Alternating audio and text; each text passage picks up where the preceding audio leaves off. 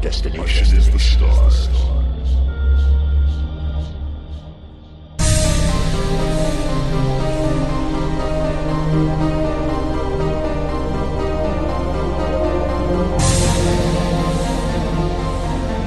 Hi, this is Adam Stump with the Sci-Fi Roundtable podcast, and I will be reading one of the interdimensional motorcycle sequences from Thrill King's Fragmented Sky by Rik Ty. Non-stop lateraled and ran the outer ridge of the tree line. The missiles adjusted. He could hear them closing in. He slipped left into the tree line with the missiles behind him. The missiles' net instantly tangled around a birch sapling. There. Done. But the missiles themselves slammed into the neighboring trees, shattering to pieces, freeing their burning fuel cores to chase non-stop with erratic fireballs of shrapnel that banshee wailed and twisting flights of smoke and flame.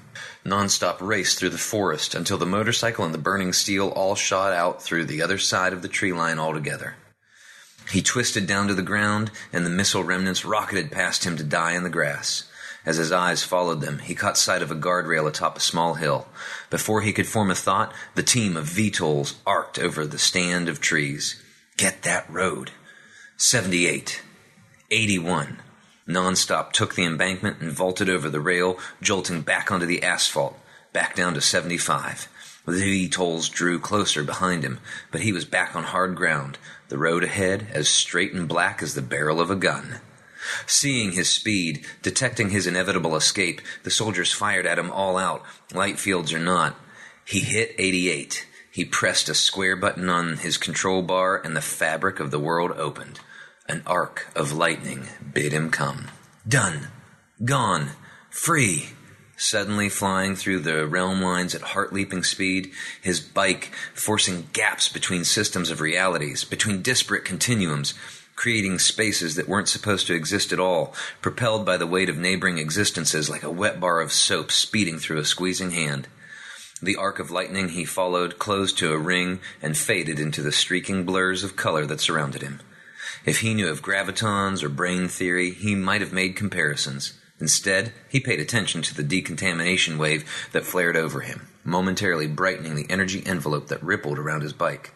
He banked, smiling, and thrummed across a 1,000-mile expanse, faster than any jet, arcing happily across the enormous pocket of red and black and beautiful. He swooped, barrel-rolled, and arced back as the color around him changed, stretching beyond his sight, trailing to a distance beyond perception. No soldiers, no danger, no jobs undone, just the mighty realm lines, the most open of open roads.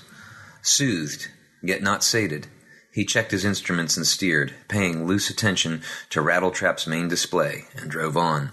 The display showed a graphic representation of the realm lines, and off to the side, a series of digital rings bouncing in and out of a concentric alignment. The game was to keep the rings in at least a rough balance while he was free-riding. They would zero in on their own if he gave them half a chance, but where was the fun in that? He rose over a wide vault of blue and leapt in a lazy 360, enjoying a long freefall, banking until the surrounding orange and pink zebra striping could catch up to his wheel and ride under it. He allowed the bike to slow, and the striated bands began to darken, black against vivid greens and blues. He slowed even more, and the rings on his display slid into even alignment. The black striations around him widened and grew high above his head. Within them, on either side of him, razor-thin lines of gray began expanding into dim, compressed images of moving trees that flew by nonstop as fast as he was driving, and continued expanding, growing upright, moving closer, rising and rising until he was ghosting on a roadway, an empty two-lane at the base of the Rocky Mountains, streaking through the night like a drunken warlock's miscast spell. He had to slow down to stay on the road, but he didn't want to lose the fluid speed of ghosting. His skill allowed for prolonged entries. He could stay in ghost mode, riding the edge between committing to a world and not being there at all. But finally, he did enter, and the joys of the world flooded over him. Colors became vivid. The moon painted the mountains in sapphire blues and stark whites.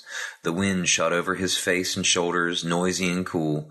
His ears filled the elevation of the mountain road, and above all he could taste the brisk air with its perfume of hill forest pines.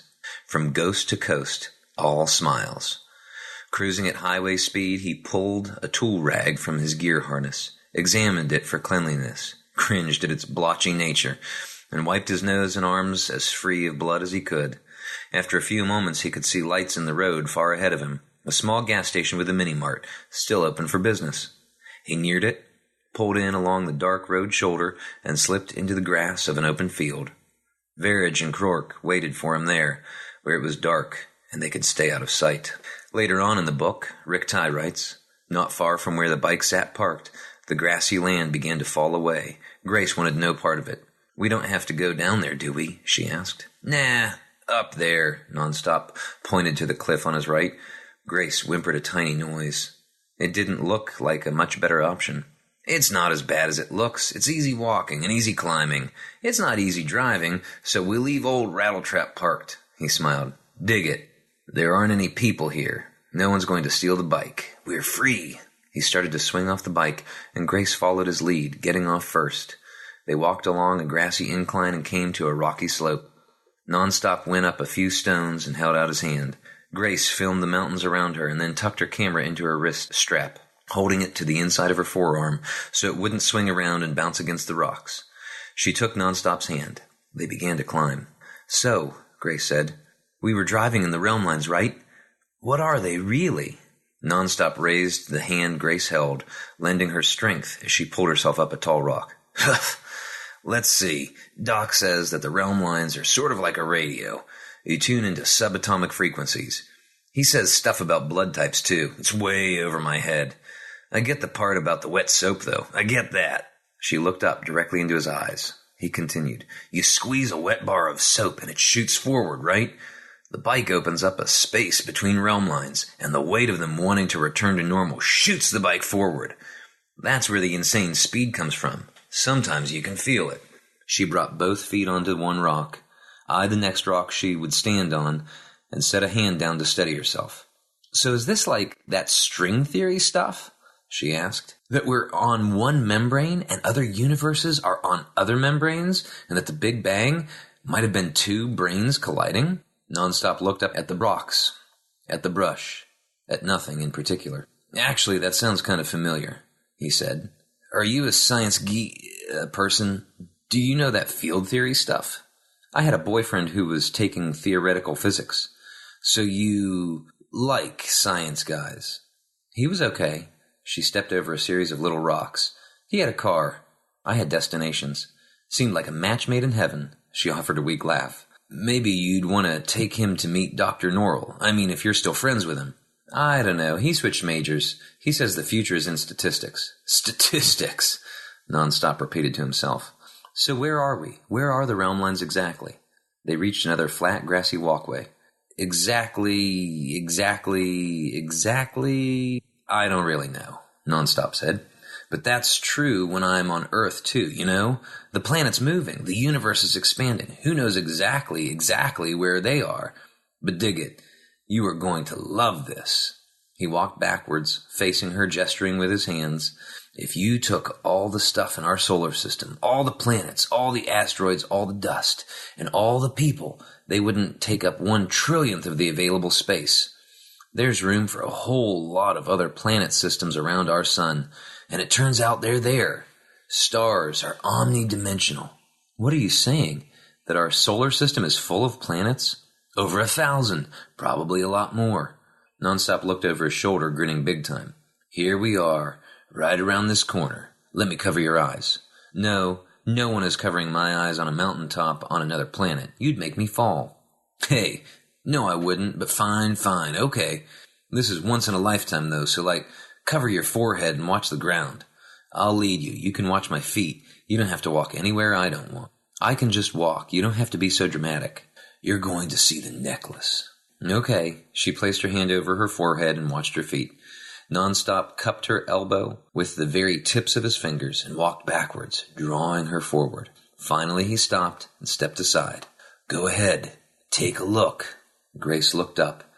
Huge in the sky was another planet, paled by atmosphere, beautiful. Across its face, blue swirled into green, and green swirled into violet. soft as breath. Above that planet's shoulder was another planet, paler but fully visible, and beyond that, a third. Grace exhaled. She had gasped without realizing it. She freed her camera and caught the image. Wow, she said. That's an incredible shot. You're right. But okay, where's the necklace? Nonstop wrinkled his eyebrows. We're standing on it. He gestured to the planets. See? Look again. Try to see what you're really seeing. What? I'm sorry, I don't. The necklace is a ring of planets, all in Earth's orbit. This part of the ring is all in one realm line. But our little sun is an omnidimensional superstar. So many planets across so many realm lines, and we all share the same sun. The necklace is made of all the planets that share Earth's orbit. Earth's the crowning jewel, of course, but dig it. We've got neighbors. We've got new people to meet, new sciences to discover. There are new things everywhere you look. And that's just here. We're learning how to make serious shortcuts. Once we do, all those exoplanets they're discovering outside our solar system will be available to us. And keep in mind, those planets are actually in our realm line. We could stay on them, put down serious roots, new homeworlds for whoever wants one, overflowing resources, new solutions to every old problem, just planets and planets and planets. You mentioned the future. There's so much future.